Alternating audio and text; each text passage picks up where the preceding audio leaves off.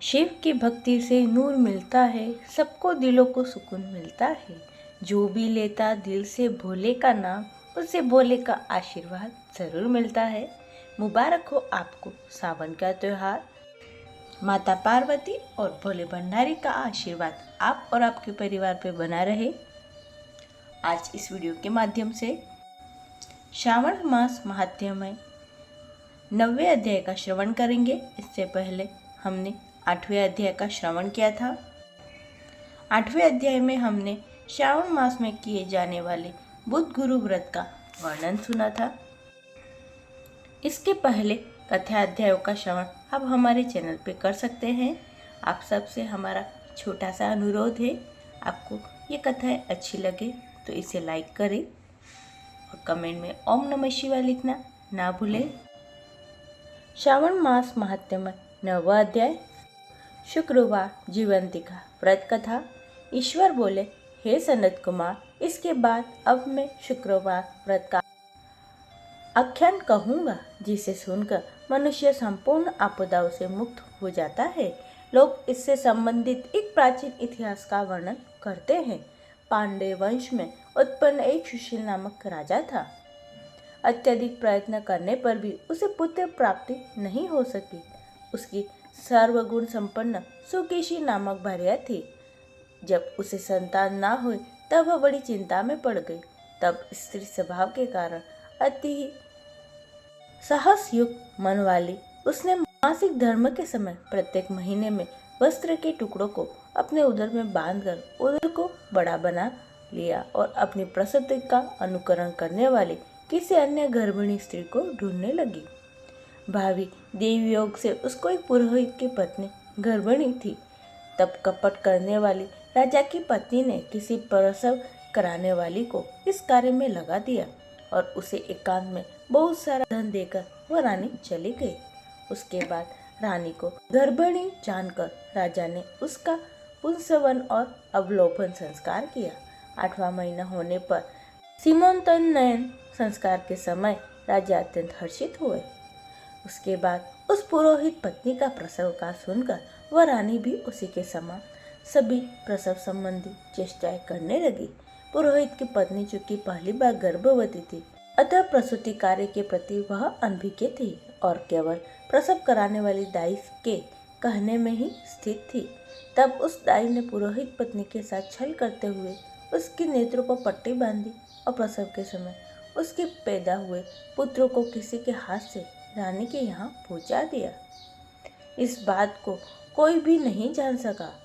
उसके बाद रानी ने उस पुत्र को लेकर यह घोषित किया कि मुझे पुत्र रत्न की प्राप्ति हुई है। इन सब के बाद दाई ने पुरोहित की पत्नी की आंखों की पट्टी खोल दी। दाई अपने साथ मांस का एक पिंड लाई थी और उसने वह उसे दिखा दिया। फिर उसके सामने आश्चर्य तथा दुख प्रकट करने लगी कि यह कैसा अनिष्ट हो गया और कहने लगी, अपने पुरोहित पति से इसकी शांति जरूर करवा लेना। कहने लगी कि संतान नहीं हुई, कोई बात नहीं, पर तुम जीवित तो हो, यह अच्छी बात है। इस पर पुरोहित पत्नी को अपने प्रसव के स्पर्श चिंतन से बहुत संदेह हुआ। ईश्वर बोले, राजा ने पुत्र का जन्म का समाचार सुन जात कर्म संस्कार कराया और ब्राह्मणों को हाथी, घोड़े, रथ आदि प्रदान किए। राजा ने कारागार में पड़े सभी कैदियों को प्रसन्नतापूर्वक मुक्त करा दिया। उसके बाद राजा ने सूतक के अंत में नामकर्म तथा अन्य सभी संस्कार किए। उन्होंने पुत्र का नाम प्रियव्रत रखा। हे सनत कुमार, श्रावण मास के आने पर पुरोहित की पत्नी ने शुक्रवार के दिन भक्तिपूर्वक देवी जीवंतिका का पूजन किया। दीवार पर अनेक बालकों सहित देवी जीवंतिका की मूर्ति लिखकर पुष्प तथा माला से उनकी पूजा करके गोधूम की पीठी के बनाए गए 5 दीपक उनके सम्मुख उसने जलाए और स्वयं भी गोधूम का चूर्ण भक्षण किया और उनकी मूर्ति पर चावल फेंका और कहा, हे जीवंती, हे करुणावे, जहाँ भी मेरा पुत्र विद्यमान हो आप उसकी रक्षा करना। यह प्रार्थना करके उसने कथा सुनकर यथाविधि नमस्कार किया। तब जीवंतिका की कृपा से वह बालक दीर्घायु हो गया और ये देवी उसकी माता की श्रद्धा भक्ति के कारण दिन रात उस बालक की रक्षा करने लगी। इस प्रकार कुछ समय बीतने पर राजा की मृत्यु हो गई। तब पितृभक्त उनके पुत्र ने उनके पारलौकिक क्रिया संपन्न की। इसके बाद मंत्रियों तथा पुरोहितों ने प्रियव्रत को राज्य पर अभिषिक्त किया। तब कुछ वर्षों तक प्रजा का पालन करके तथा राज्य भोग कर वो पितरों के ऋण से मुक्ति के लिए गया जाने की तैयारी करने लगा। राज्य का भार वृद्ध मंत्रियों पर भक्तिपूर्वक सौंपकर स्वयं के राजा होने का भाव त्याग कर उसने कार्पटिक का वेश धारण कर लिया और गया के लिए प्रस्थान किया। मार्ग में किसी नगर में किसी गृहस्थ के घर में उन्होंने विश्राम किया। उस समय उस गृहस्थ की पत्नी को प्रसव हुआ था। इससे पहले षष्ठी देवी ने उसके 5 पुत्रों को उत्पन्न होने के 5वें दिन मार दिया था। वह राजा भी उस समय 5वें दिन वहां पहुंच गया था। रात में राजा के सो जाने पर उस बच्चे को ले जाने के लिए षष्ठी देवी आई। जीवंतिका देवी ने उस षष्ठी देवी को यह कहकर रोका कि राजा को लांग कर मत जाओ। तब जीवंतिका के रोकने पर षष्ठी जैसी आई थी वो वैसे ही चली गई। इस प्रकार उस गृहस्वामी ने उस बालक को 5वें दिन जीवित रूप में प्राप्त किया। ये लोग इतने प्रभाव वाले हैं, ये देखकर उस गृहस्थ ने राजा से प्रार्थना की, हे राजन, आपका निवास आज के दिन मेरे घर में हो। हे प्रभु, आपकी कृपा से मेरा ये छठा पुत्र जीवित रह गया। उसके इस प्रकार प्रार्थना करने पर करुणानिधि उस राजा ने कहा कि मुझे तो गया जाना है। तब राजा गया के लिए प्रस्थान कर गए। वहाँ पिंडदान करते समय विष्णुप्रद वेदी पर कुछ अद्भुत घटना हुई। उस पिंड को ग्रहण करने के लिए 2 हाथ निकल कर आए। तब महान विस्मय युक्त राजा संशय में पड़ गए और पुनः पिंडदान करने वाले ब्राह्मण के कहने पर उन्होंने विष्णुप्रद पर पिंड रख दिया।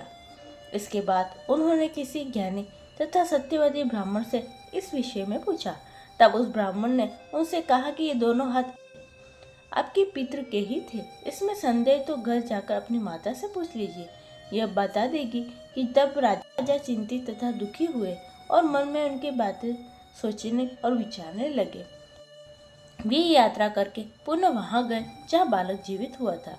उस समय भी उस स्त्री को पुत्र उत्पन्न हुआ और वह उसका 5वां दिन था। वह जो दूसरा पुत्र हुआ उसे लेने रात में फिर षष्ठी देवी आई। तब जीवंतिका के दोबारा रोके जाने पर षष्ठी देवी ने उनसे कहा, इसका ऐसा क्या कृत्य है अथवा क्या इसकी माता तुम्हारा व्रत करती है तो तुम रात दिन इसकी रक्षा करती हो। तब षष्ठी का यह वचन सुनकर जीवंतिका ने धीरे से मुस्कुराकर इसका सारा कारण बताया। उस समय राजा शयन का बहाना बनाकर वास्तविकता जानने के लिए जाग रहा था। अतः उन्होंने जीवंतिका और षष्ठी दोनों की बात सुन ली।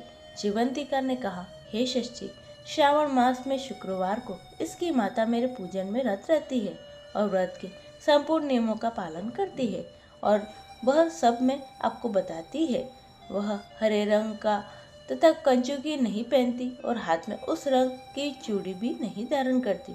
वह चावल के धोने के जल को भी कभी नहीं लांघती, हरे पत्तों के मंडप के नीचे नहीं जाती और हरे वर्ण का होने के कारण करेले का शाक भी नहीं खाती।